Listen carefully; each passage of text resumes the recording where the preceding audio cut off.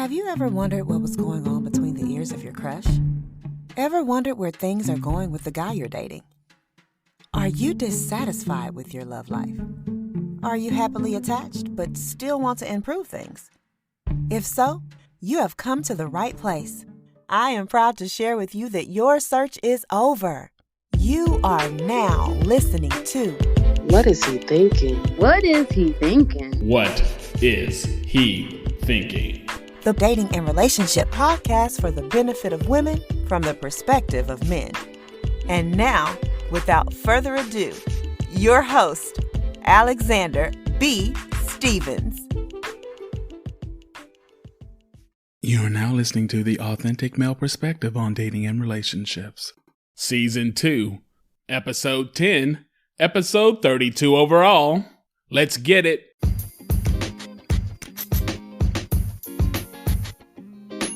What's going on? This is Alexander B. Stevens, Sr., the first, host of your favorite podcast, the What Is He Thinking podcast.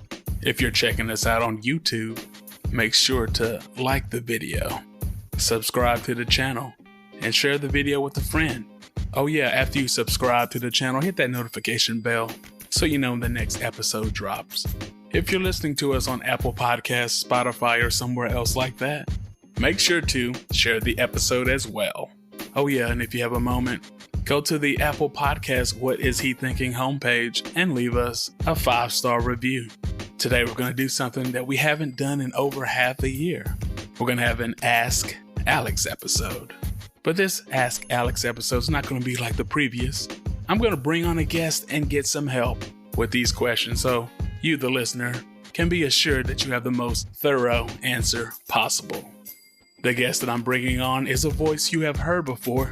This is his second time on the show. I'd like everyone to welcome Mr. Jay Taylor. How you doing, sir? Good. Appreciate you having me on, Alexander. It's good to be back. Yes, sir. Good to have you back here in the brand new year. So, ladies and gentlemen, today we're going to talk about no one specific topic. We're going to do a little question answer. This is an Ask Alex episode. But instead of Ask Alex, you also have JT. So we're asking Jay Taylor and Alex these questions you have sent in to me over the past year. Time to catch up on these questions. So let's go on ahead and jump right into it. Question number 1. Girl, you better ask Alex. Why is it taboo for a woman to not be overly affectionate? Why is it taboo for a woman to not be affectionate? Well, in my opinion, I think it's taboo because men basically are trained directly and indirectly to be kind of anti-emotional, anti-soft, kind of not that affectionate. We're kind of raised this way from birth. But deep down, in reality, most of us are or wish we could be emotional and affectionate, or at least we wish we could be more emotional and more affectionate than society, our friends, and our family allows us to be. At least we feel this way some of the time. Affection, emotion kind of go hand in hand for most people. So anyway, when a man's dealing with a woman, one of the number one benefits of dealing with a woman romantically is the ability to show his emotional / affectionate side, to show a side of himself that he can't show to anybody else, basically, period. He gets to show a side of himself that us men, we spend 99% of our lives suppressing. Affection and emotion are the largest portion of that 1% that we only get to express in a romantic relationship. Well, I guess you could express some of that with your kids, but you guys know what I mean. Anyway, so when we're romantically dealing with a woman, if we're dealing with a woman that's not affectionate, it's taken away one of our largest reasons we have for dealing with a woman on an exclusive, serious level in the first place. Why? Because we won't be made comfortable to reveal the side of ourselves that we're already uncomfortable revealing in the first place. We won't be able to be our full self. Instead of coming home and taking off our armor, taking it off for a bit, we always got to be Mr. Tough, Mr. Non-Emotional, and never have a break. We can never exhale. Why? Because a woman being affectionate towards us helps us feel like we can take our armor off and helps us tap into our emotions. But if she's not affectionate, then we can't do that. And I don't know, another reason, I guess, non-affectionate women are assumed to be non-sexual, assumed to be asexual. And no man really wants to deal with a woman that is not, or it seems as if she's not interested in bedroom activity. So you got that. And I don't know, the last thing I can think of is most straight men that want a serious romantic relationship are looking for a compliment, looking for someone that has certain differences that benefit them, spice up life, or subconsciously makes them feel better. They're looking for, they say, their better half, the yin and the yang. Men don't want to date themselves in a wig. You know what I mean? Women don't want to date their twin in a beard either, typically. So romantically dealing with a non-affectionate woman is like dealing with a man. Being non-affectionate, like many other traditionally male traits, does not romantically or sexually interest the straight, masculine, about their business man. So for these 3 reasons above, or these 3 reasons I just spoke of, in my opinion, that's why it's kind of taboo for a woman not to be affectionate. What do you think about that, Jay Taylor? Yes, I think you made some valid points. The only thing I would add to that is understanding we're speaking in generalities, right? There's always going to be those guys who are more affectionate, women who are less so. Like you said, I think that compliment thing holds true, whatever your strengths and weaknesses, your gaps, hoping somebody else kind of fills those things. But I would tend to agree with you. I think that society or whatever it is raises men or suggests to men that, you should be tough and, like you said, not really express emotion and everything. And so we do look to women to be kind of that barometer for us and everything. And so, yeah, I think most men would want to have a woman who is more affectionate than they are. So for a woman to not be affectionate may give you some pause because, again, it doesn't give you that either affirmation or confirmation that this person is into you, right? And I think we look to that as signs of okay, there's mutual interest here. But I think it goes a little further than that. If a woman is not necessarily affectionate, she may have to work on other ways of showing affection to her partner, to her boyfriend, to her marriage mate. So again, it's things you have to talk about, right? Different people raise different ways. You just got to be open and have the line of communication. Yep, I hear you on that. Makes sense to me.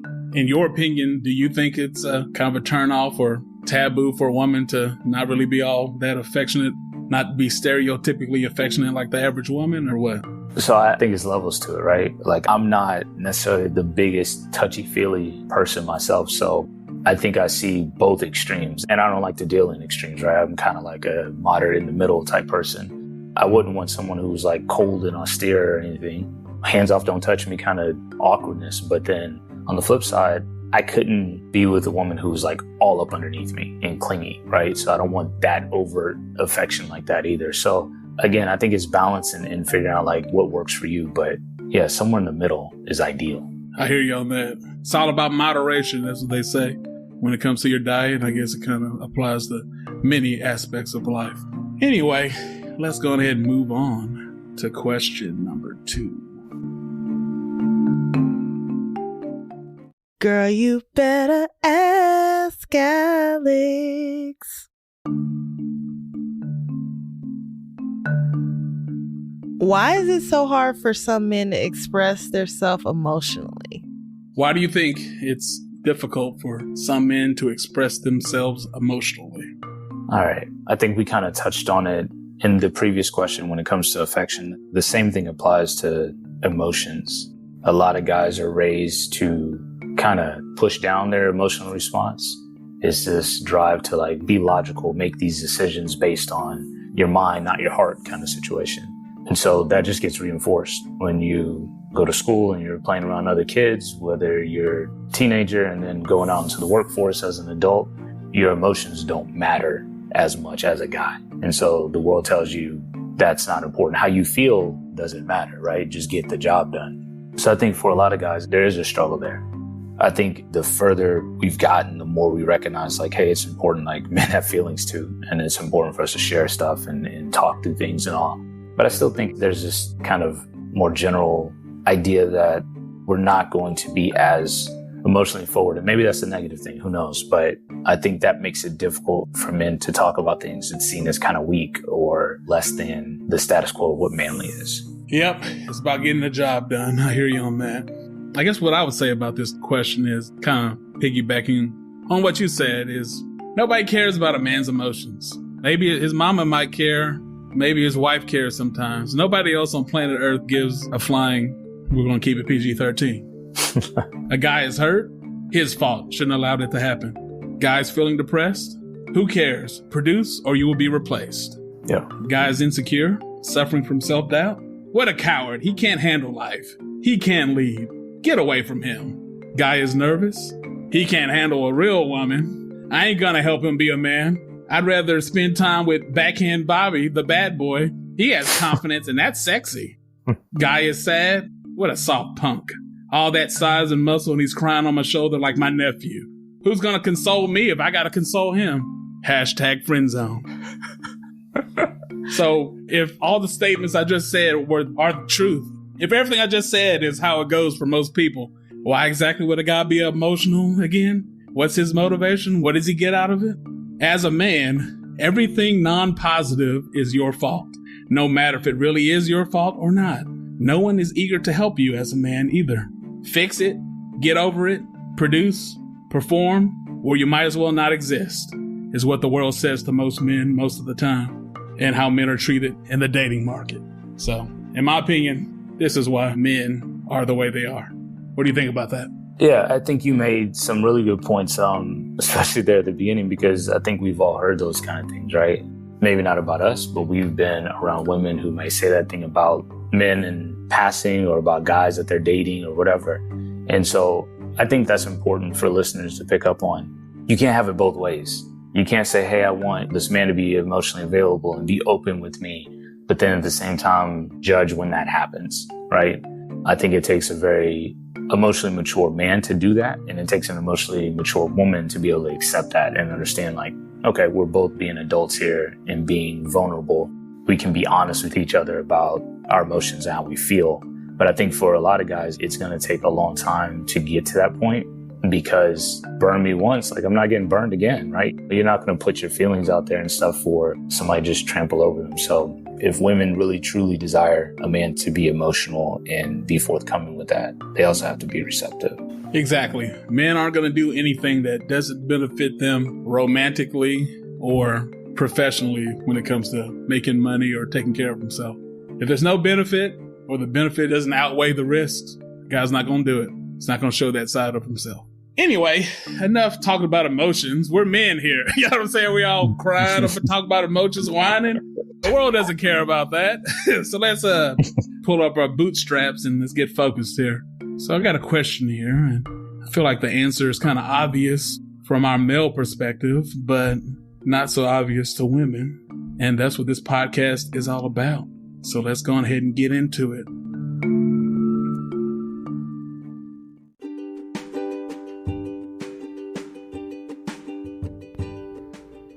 Now, let's take a minute to hear from our sponsor, Anchor. If you haven't heard about Anchor, it's the easiest way to make a podcast. Let me explain. First off, it's free. Secondly, there's creation tools that allow you to record and edit your podcast right from your phone or computer. Third, Anchor will distribute your podcast for you, so it can be heard on Spotify, Apple Podcasts, and many more. Next, hey, you can even make money from your podcast with minimal listenership. I mean, it's everything you need to make a podcast in one place. So this is what I want you to do. Download the free Anchor app or go to anchor.fm to get started.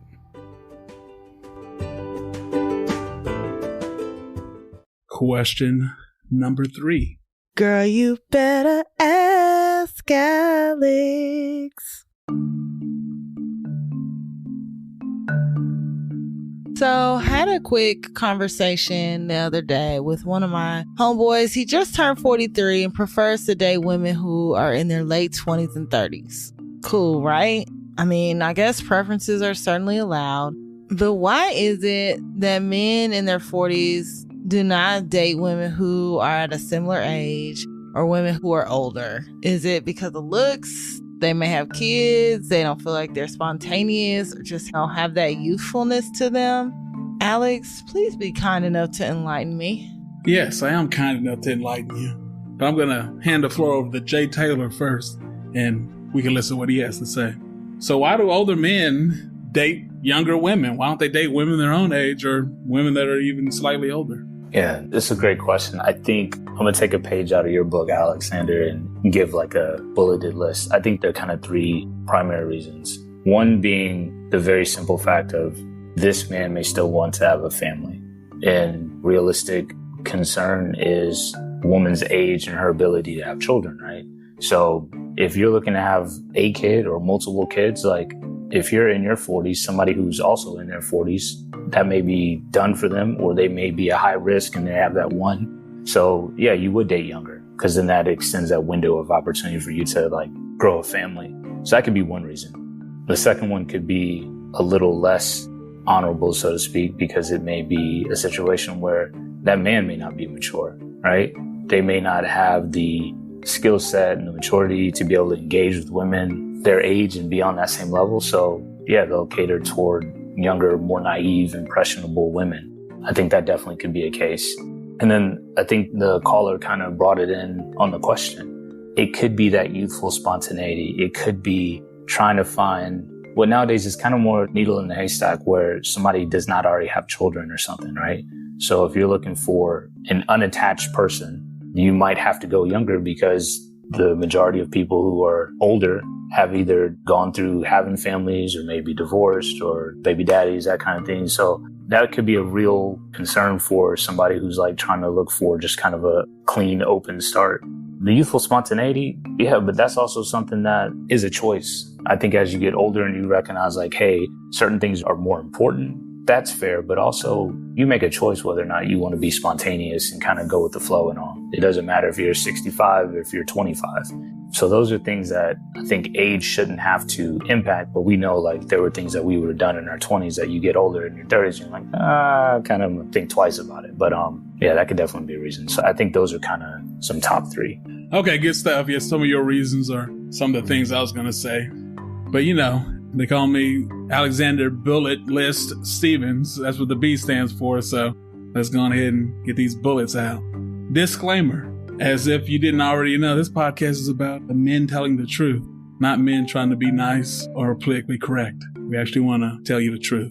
So why do a man in his early 40s, why would he date a woman in his 20s? Well, because the best looking women are in their 20s. Of course, there are exceptions, but the 25-year-old woman is pretty universally known as the most attractive age of a woman. Sexual attraction is more visual for men than it is with women. So if a man has the money and experience to deal with the most attractive women in his area, why would he pass that up to deal with women his own age? 2, and this is something you mentioned, Mr. Taylor.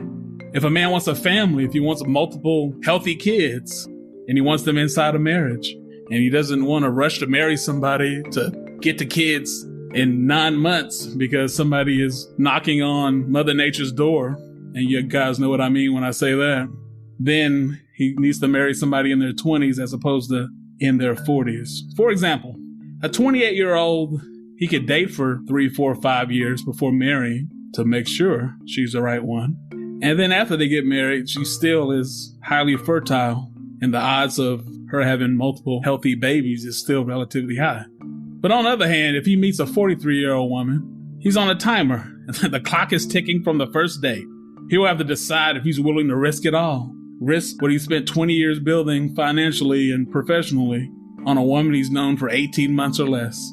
Then immediately start having kids with her before their first anniversary because menopause is around the corner. She's already in that range of higher risk pregnancy, so you also have that to factor in as well. So in my podcast episode, Why Do Men Marry? The number one reason is for legacy, is for kids. Since our society is less religious now than ever before, that's the main reason why a man would get married, is he wants to live in the same home as his kids and be able to impact them and raise them. So Why would he marry a woman that he might not be able to have kids with? Or if he wants 3 or 4, she could only give him 1 or 2. So that's reason number 2. Reason number 3, and this is true for both men and women, but I'm going to talk about the women since this is about a man's dating choices. The older a woman gets, the more stubborn and stuck in her ways she gets. Most women, whether they consciously realize it or not, want a man who's a leader. They want a man's man. The less open-minded and more stubborn she is as a woman, the more difficult it will be for a man to lead her. So men subconsciously kind of know this. So why would they want to deal with a woman that is harder to lead when they could deal with a younger woman who most likely would buck against them less frequently? Number 4, deal with a less 43-year-old would date a 30-year-old or a 20-something because she just in general has less baggage. And of course, these are assumptions. This whole podcast is built on generalities. So for you people that don't like generalities, you're listening to the wrong podcast. What I say is true 80 to 90% of the time. Yeah, that's 10% of the time. It might not be true, but I'm happy with the 90%. And you can hold closely and dearly to your 10% and see how that works for you. Anyway, reason number 4. Without knowing someone at all, you kind of assume that a younger person has less baggage that a new husband or boyfriend would have to deal with than an older person. Of course, there's assumptions, there's exceptions, but typically the fewer years a woman's been in the dating market, so the fewer kids she has, the fewer major heartbreaks she's had to deal with other men, the fewer baby daddies, crazy exes, traumatic events, all of it is less the younger she is on average. Of course, there are exceptions, but on average, deal with a younger woman with less baggage and scars, or deal with a woman in her mid-40s who's had her heart destroyed at least 4 times and probably has kids. And the last reason I'll talk about is something that the woman kind of answered in a question. You brought this up too, Jay, is the older man gets with the younger woman because they want to be around somebody to help them feel young again. The innocence, the optimism, the excitement, the enthusiasm, the creativity, and sometimes even the naivete of a 28-year-old can make certain things more fun than they would be with a woman his own age. Shoot, maybe a woman his own age would try to stop the activity before it even happened because she is his own age. You know what I mean? She would stop the fun before it had a chance to get fun. Some accomplished men in their 40s sacrificed fun when they were younger to build themselves up in order to get to where they are financially and personally when they are in their 40s. But since, they sacrificed that fun in their 20s, they still haven't got it all out their system. You know what I mean? So some accomplished men, they kind of hate that they missed out on this fun. So, hey, maybe dating a 28-year-old, I can relive a little bit of that and make up for the opportunities that I missed out on when I was young. If I date somebody my own age, then that's out the window and gone forever. So 5 reasons why older men date younger women and not women their own age or older. What do you think about any of those 5 that I spoke on? Yeah, I think you nailed it when you were like, listen, this podcast isn't for the weak at heart. Like, it stays honest. And I think that's a big one. I wasn't really thinking about that in terms of attractiveness and all that. And yeah, like you said, there are beautiful women at every age group, but we all know like the prototype for humans in general. I don't care if it's a male or a female, like in your 20s, prime of your life kind of situation. You may not be mentally mature yet, but physically. And again, men tend to look at physical traits as much as they do the internal stuff when you're kind of looking for a partner. So if you can find both, great. Why settle, right? So, that's part of it. I think also if I was an older woman and recognizing that my dating pool is getting smaller, to me, I'm looking at what are my best odds. So if I've identified that there are men in my age group who are dating younger, cool. That means that you don't have to be worried about them because they're not looking at you anyway. So now you can focus on what's going to get you connected with the type of men who are interested in you. Yeah, I hear you on that. And I haven't said this in any of my podcasts yet, but yeah, I definitely would suggest the older woman to date an even older man. Women should always be dating older anyway, in general, but the older she is, probably the older she should date because those men will look at her. She could be the young hot thing for a 55-year-old if she's 43. You know what I mean? She's not going to be the young hot thing for a 43-year-old because they're the same age. Yep.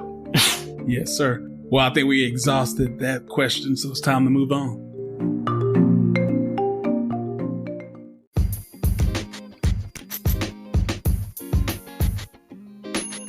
All right, well, this looks like a good place to stop for today.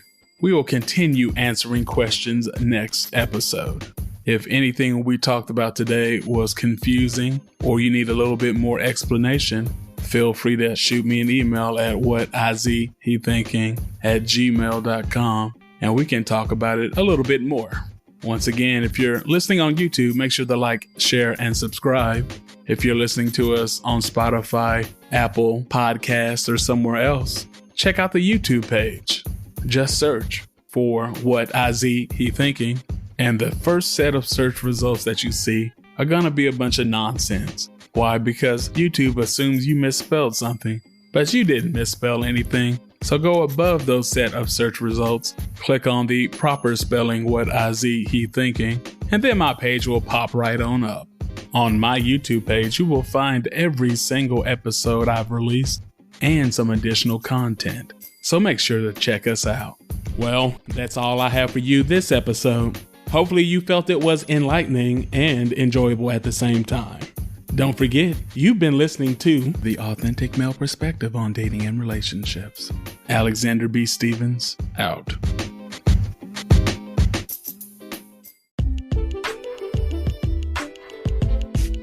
Well, that wraps up this episode of the podcast. Alexander B. thanks you for taking time out of your day to listen to what he has to say. Hopefully, you feel the information shared today has helped you get one step closer to understanding men and one step closer to the type of relationship you have always dreamed of. If this episode spoke to you or you indeed felt that it was helpful, please share it with your friends and followers on social media and text the link to the episode to your inner circle of friends. If you have a future topic suggestion or need any clarification about anything that was shared during this episode, feel free to email the show at WhatIzHeThinking@gmail.com or follow and DM the show on Instagram at WhatIzHeThinking_podcast. Be clear and concise with your message, and Mr. Stevens will do his best to accommodate you. Once again, we appreciate you lending us a listening ear, and we hope your tomorrow is better than your yesterday. Enjoy the rest of your week. The podcast that is here to help you win with men. Signing off. Until we speak again.